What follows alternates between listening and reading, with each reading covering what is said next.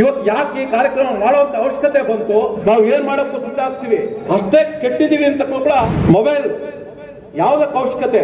ಬುದ್ಧಿಹೀನರಾಗ್ತಾ ಇದೀವಿ. ಬೆಳಗ್ಗೆ ಟಿವಿ ಹಾಕಿದ್ರೆ ಬೇಜಾರಾಗತ್ತೆ.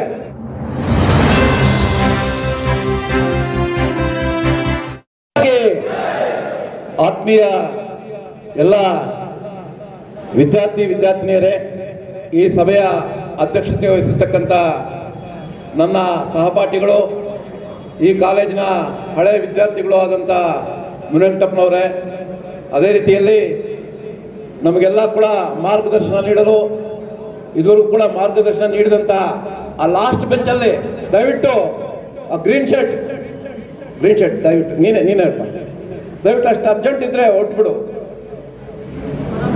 ತಮ್ಮನೆ ಈ ತಾವೇ ಈಗ ನಗ್ತಾ ಇದ್ದೀರಾ ನೀವು. ಇದುವರೆಗೂ ಕೂಡ ಮಾರ್ಗದರ್ಶನ ನೀಡಿದಂತ ನ್ಯಾಯಾಧೀಶರು ಅನೇಕ ಜನಕ್ಕೆ ನ್ಯಾಯ ಕೊಟ್ಟು ನ್ಯಾಯ ಅನ್ಯಾಯವನ್ನು ಪರಿಶೀಲಿಸಿ ಜಿಲ್ಲೆಯಲ್ಲಿ ಒಳ್ಳೆಯ ಮಾರ್ಗದರ್ಶನ ನೀಡತಕ್ಕಂಥ ನಮ್ಮ ಸುನಿಲ್ ಎಸ್ ಹೊಸಮುನಿ ಅವರು ಇದುವರೆಗೂ ಕೂಡ ಅನೇಕ ವಿಚಾರಗಳನ್ನು ತಿಳಿಸಿದ್ದಾರೆ. ಅದೇ ರೀತಿಯಲ್ಲಿ ನಮಗೆ ಉಪ ಪೊಲೀಸ್ ವರಿಷ್ಠಾಧಿಕಾರಿಗಳು ಮುಳಬಾಗಿಲು ಗಿರೀಶ್ ನಂದಕುಮಾರ್ ಅವರು ಸಾಹೇಬರು ಹೇಳಿದ್ರಾಗ್ಲೇ ಬಹಳ ಹೊತ್ತಾಗಿದೆ, ನಿಮ್ಗೆ ಕೂಡ ಅರ್ಜೆಂಟ್ ಕೆಲಸಗಳಿದೆ, NSS ಕ್ಯಾಂಪ್ ಮುಗಿಸ್ಕೊಂಡ್ ಬಂದಿದ್ದೀರಾ, ಬೇಗ ಹೊರಡಬೇಕು ಅಂತ. ಅದರಿಂದ ಅವ್ರು ಹೇಳಿದ 4 ಮಾತುಗಳನ್ನ ನಾವು ಎಷ್ಟು ಜನ ಕೇಳಿಸ್ಕೊಂಡಿದೀವಿ ಅಂತಕ್ಕಂಥದ್ದು ಮುಖ್ಯ. ಯಾಕೆಂತಂದ್ರೆ ಇಲ್ಲಿ ಭೌತಿಕವಾಗಿ ಕೂತಿದ್ರೆ ಪ್ರಯೋಜನ ಇಲ್ಲ, ಆದ್ರೆ ಕೇಳಿಸ್ಕೊಂಡ್ರೆ ಮಾತ್ರ ಅದರ ಪ್ರಯೋಗ. ಯಾಕಂತಂದ್ರೆ ಅದು 10 ಜನ ಆಗ್ಲಿ, 50 ಜನ ಆಗ್ಲಿ, 100 ಜನ ಆಗ್ಲಿ, ಅದೆಲ್ಲ ಮುಖ್ಯ.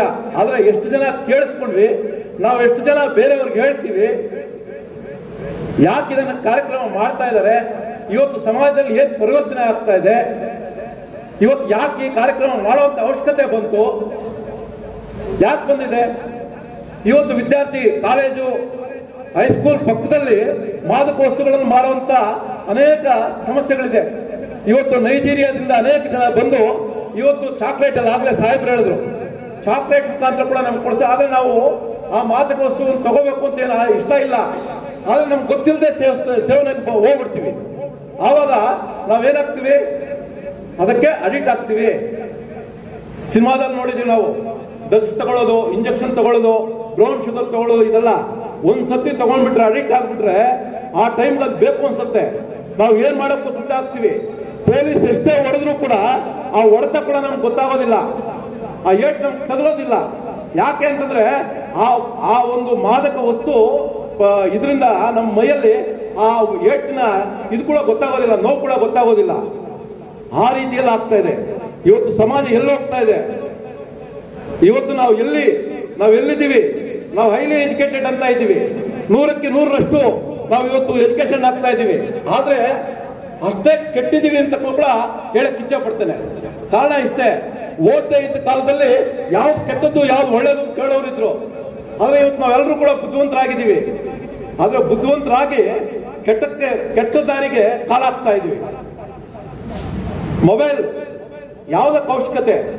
ನಾವು ಬರೋದಕ್ಕೂ ಹೋಗೋದಕ್ಕೂ, ಅಥವಾ ನಮ್ಮ ಮನೆಯಿಂದ ಏನಾದ್ರು ಮೆಸೇಜ್ ಬರೋದಕ್ಕೋ, ಅಥವಾ ವಿದ್ಯಾಭ್ಯಾಸದ ಬಗ್ಗೆ ತಿಳ್ಕೊಳ್ಳೋಕೆ ಬೇಕಾಗತ್ತೆ. ಆದ್ರೆ ನಾವು ಇವತ್ತು ಏನ್ ಮಾಡ್ತಾ ಇದ್ವಿ, ಇವತ್ತು ತಿಂಗಳಿಗೆ 300 ರೂಪಾಯಿ ಹಾಕ್ಬಿಟ್ರೆ ಫುಲ್ ಫ್ರೀ, ನೆಟ್ ಫ್ರೀ, ಎಷ್ಟೊತ್ತಾದ್ರೂ ಮಾತಾಡ್ಬೋದು, ಎಷ್ಟೊತ್ತಾದ್ರೂ ನೋಡ್ಬೋದು. ಆ ನೋಡಿ ನೋಡಿ ನೋಡಿ ನಮ್ಮ ಮೈಂಡ್ ಏನಾಗ್ತಾ ಇದೆ, ನಾವು ಬುದ್ಧಿಹೀನರಾಗ್ತಾ ಇದೀವಿ. ಅದರಿಂದ ದಯವಿಟ್ಟು ನೀವೆಲ್ಲರೂ ಕೂಡ, ನಾನು ಕೂಡ ಈ ಶಾಲೆಯ ಒಬ್ಬ ಹಳೆಯ ವಿದ್ಯಾರ್ಥಿ, ನಾನು ಕೂಡ ಇಲ್ಲಿ ಡಿಗ್ರಿ ಓದಿ ಮುಂದಿನ ವಿದ್ಯಾಭ್ಯಾಸಕ್ಕೆ ಹೋಗಿದ್ದೀನಿ.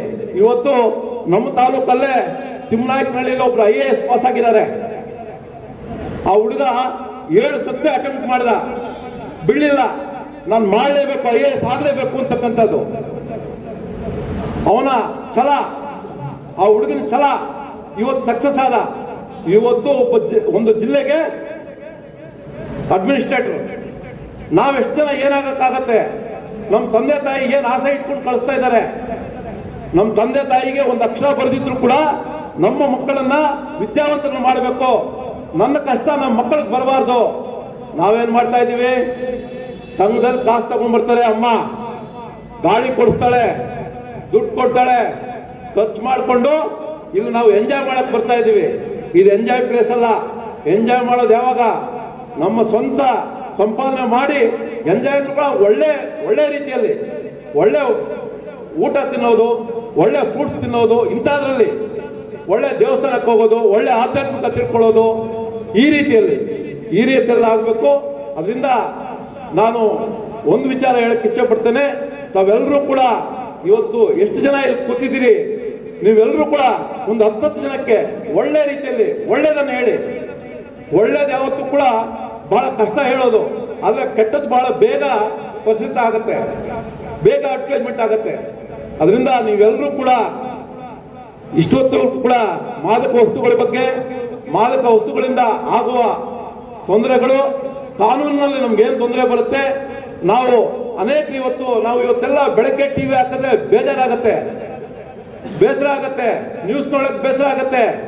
ಒಂದ್ ಕಡೆ ಪ್ರಜ್ವಲ್, ಇನ್ನೊಂದ್ ಕಡೆ ಇನ್ನೊಂದ್ ಕಡೆ ದರ್ಶನ್, ನೋಡ್ಬೇಕಾ ಬೇಡ ಅನ್ಸತ್ತೆ.